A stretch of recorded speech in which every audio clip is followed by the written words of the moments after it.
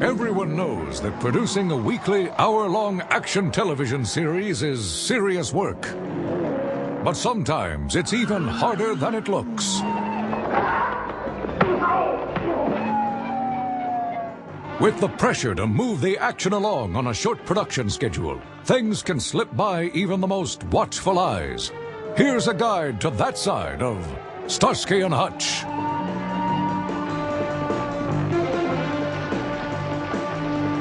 In Savage Sunday, when the parking attendant phones the police station, the clock reads 4:12.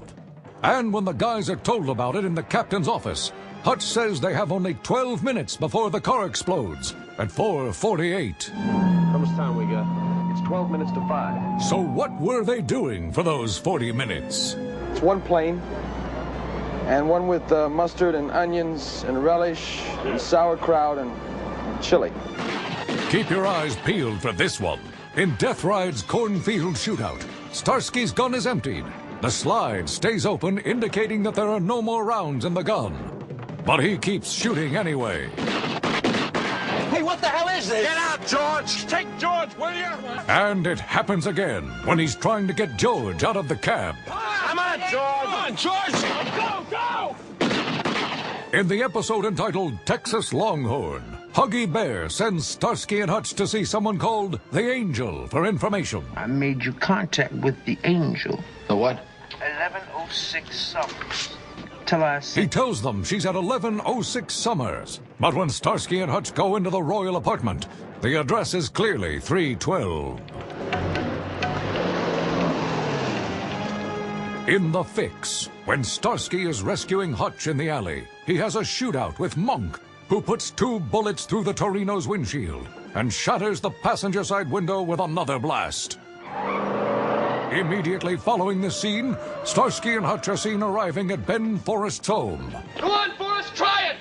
Obviously having come directly there from the shootout in the alley. Yet somehow, the windshield on the Torino has repaired itself, and the passenger door has grown a brand new side window. Wanna drive my car? In Kill Huggy Bear, Huggy tells the boys that the bar closes at 2 a.m. You want the deal, you do it our way. But it'll have to be after I close. Yeah, 2 o'clock in the morning. But the sign says, open all night. Now what are we supposed to believe? Hooray, get the perfect gift for that son or daughter, niece or nephew. But Huggy Bear doesn't stay in the bar business for long. He goes the entrepreneurial route, with the first of his revolving gigs in The Hostages. What are you doing? Engaging in an American free enterprise system. In episode 18, it's all about mouse racing. You ever try to get 10 horses in a basement? And in the episode entitled JoJo, How's business, Hug? it's glow-in-the-dark crucifixes. Well, it ain't heaven. Starsky can't seem to get a handle on this cab door in Death Ride. But it's the art department that can't seem to get a grip on Starsky's police radio. See here, it's white. But in episode 3, it's black. And then white again. Zebra 3 to Dobie. I've lost you.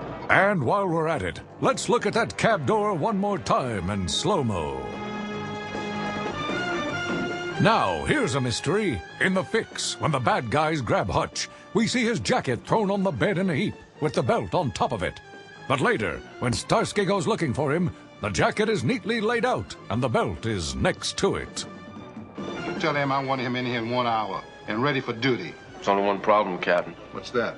I don't know where he is to tell him that. Now, everyone knows an army moves on its stomach, and TV is no different. In fact, when you're on the case, it's easy to work up an appetite. Let's see how Craft Services handles that. Starsky, huh? How did you say they make hot dogs? Hot dogs? But as hard as TV production can be, there are many pleasures and discoveries to be made as well. Take it from these guys. Director Michael Schultz revved up his engines on Starsky and Hutch before he made the movie Car Wash.